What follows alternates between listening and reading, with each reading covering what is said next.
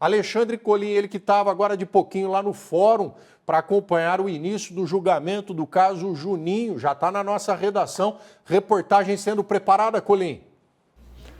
Pois é, Rodrigo, mas a gente volta então para atualizar esse caso. Amanhã a gente vai fazer uma grande reportagem completa explicando toda essa situação, os momentos decisivos desse tribunal do júri. Mas agora a gente atualiza, Rodrigo, porque está acontecendo nesse momento lá no Fórum Criminal, no Bela Vista, Zona Norte de Bauru, um dos mais importantes depoimentos até aqui.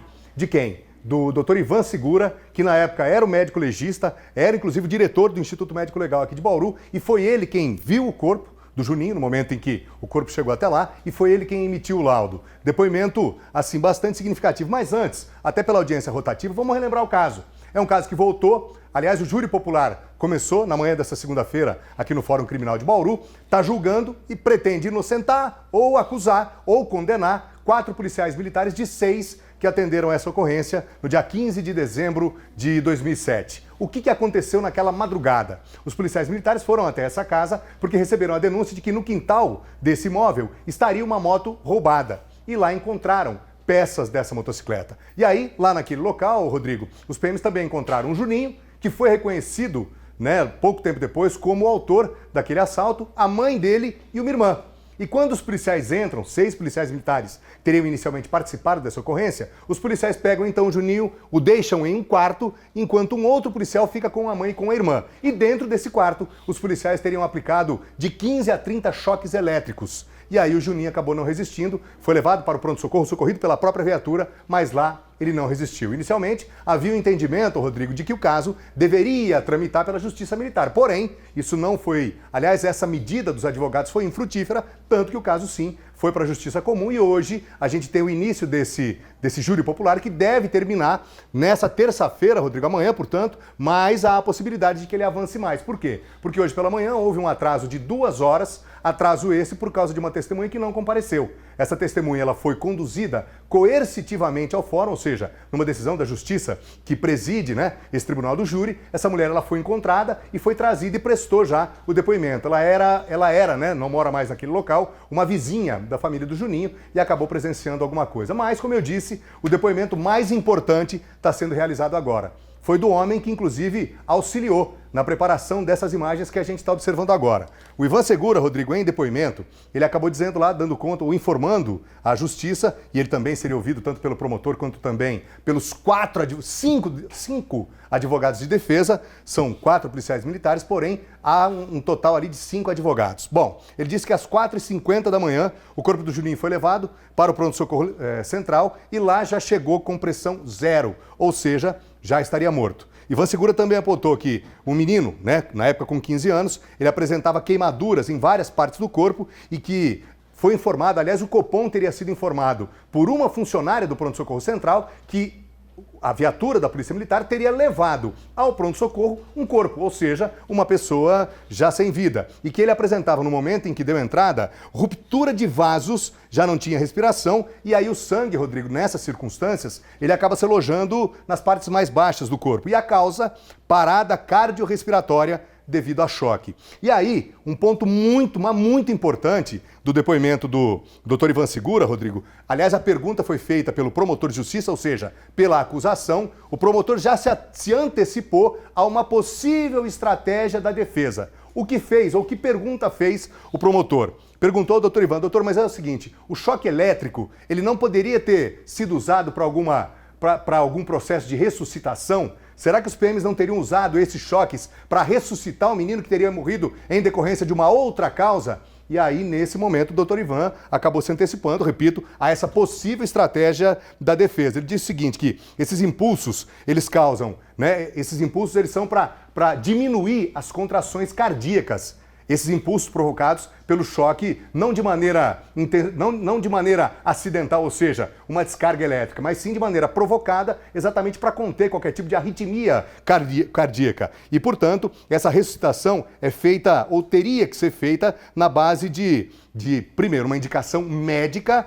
e não exatamente para fazer um processo de ressuscitação numa cena em que policiais militares estão com um garoto. Ou seja, Dr. Ivan Segura, que foi diretor do Instituto Médico Legal, já deu essa resposta, tudo isso sendo observado atentamente pelos 7 jurados que compõem o Conselho de Sentença. E para fechar, Rodrigo, houve algo muito interessante na formação do Conselho de Sentença.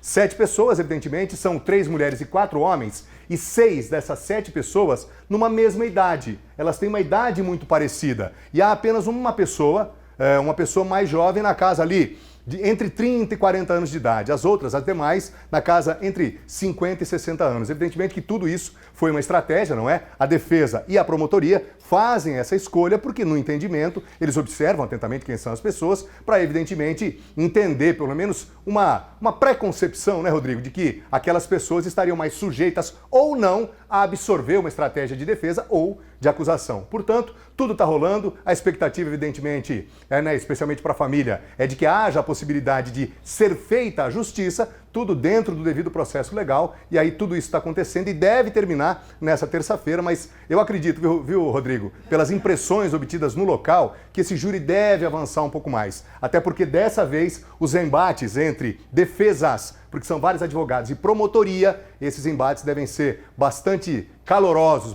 bastante efervescentes, na tentativa, evidentemente, de convencer os jurados que são os júris de fato, são soberanos na decisão que visa condenar ou absolver 4 policiais militares. Rodrigo. Alexandre Colim, os choques foram de arma de choque ou de fio da tomada?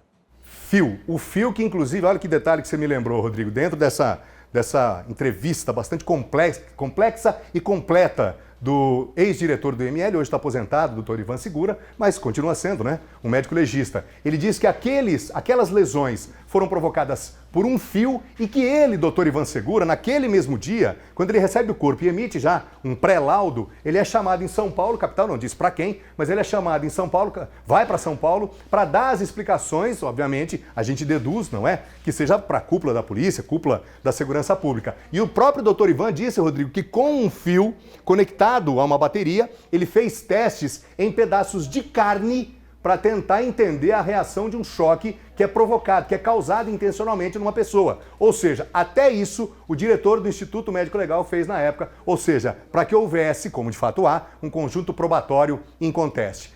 Tudo vai depender do Conselho de Sentença, Rodrigo.